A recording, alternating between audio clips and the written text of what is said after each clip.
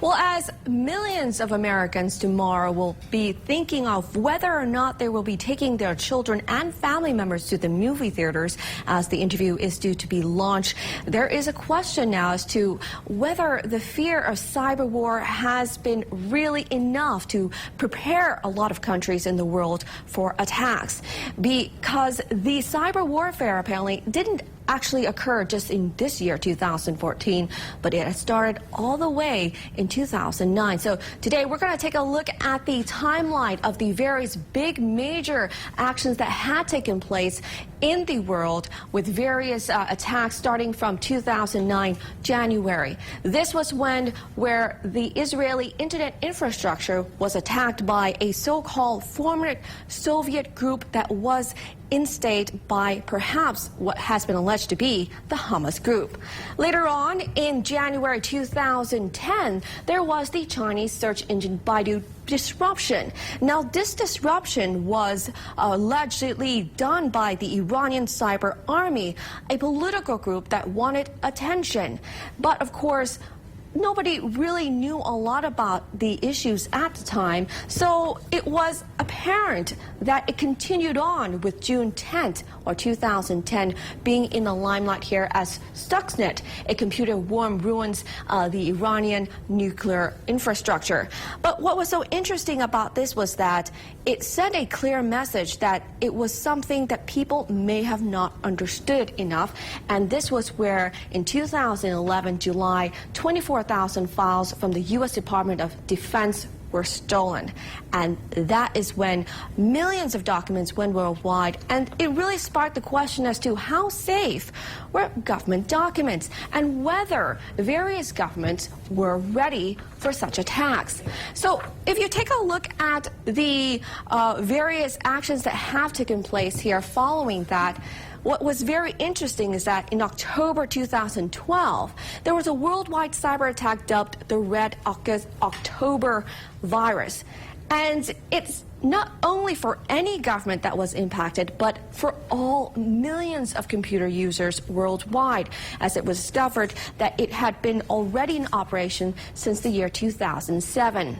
Later on, in March 2013, South Korea had financial and institutions being attacked by what they had been allegedly saying a YTN attack from North Korea. This didn't really spark that much attention, but what did was the hacking of Sony, which had occurred earlier this year, whereby Sony Pictures was attacked. U.S. then had pointed the finger to North Korea because there were remnants of the attack that were similar to the one that we saw earlier in 2013. It might have been a pure act of personal documents that were released at first, where there were a lot of disputes that were revealed between actors and producers. But what was really, you could say, significant was that it had attacked the potential freedom of right to speak their minds in terms of the Hollywood press and also the Hollywood film. So tomorrow it's going to be marking a very significant day for the American people and how pushing in terms of the bar they will be willing to push.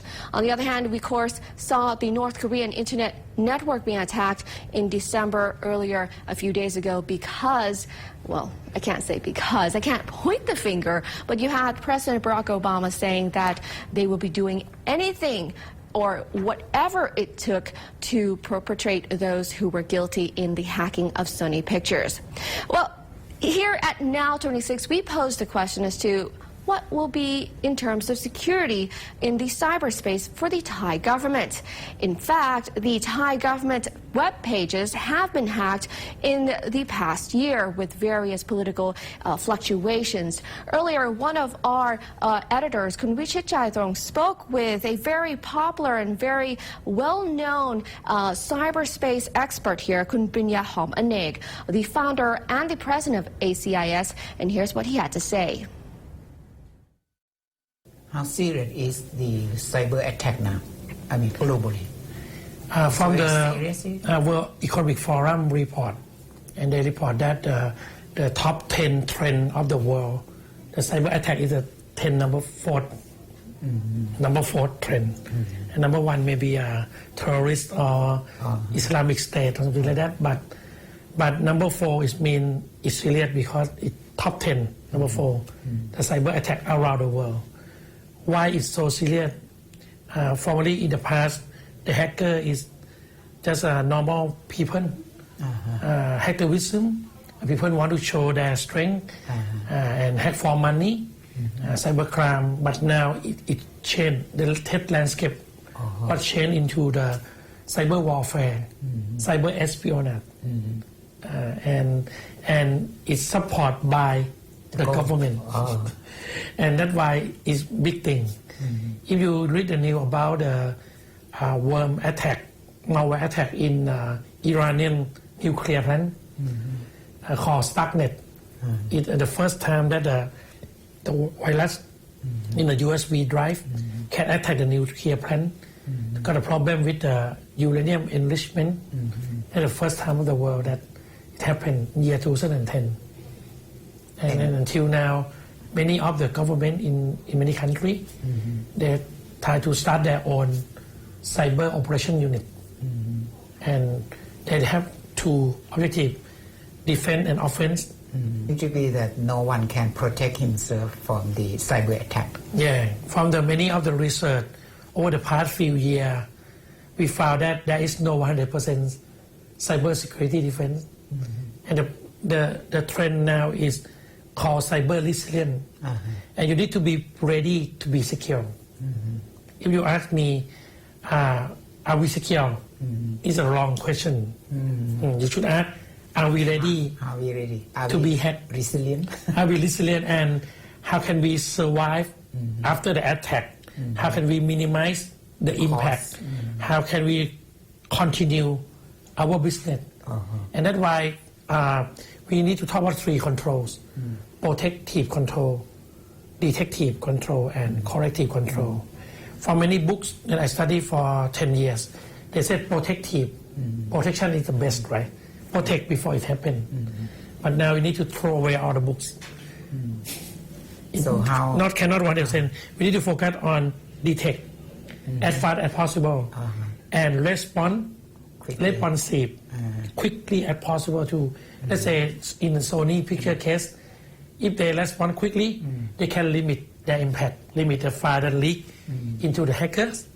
Are Thailand ready for cyber warfare? Yeah, we ready for a long time to be the best man for the cyber attack. We ready for a long time that we vulnerable top 5 vulnerable country of the world. And our government website .go.th in April this year we are number 1. That the planted malware number 1 vulnerable number 1 in the world. And that's why we like the hacker heaven. That hacker can come and compromise the server, and they use our server attack into the target.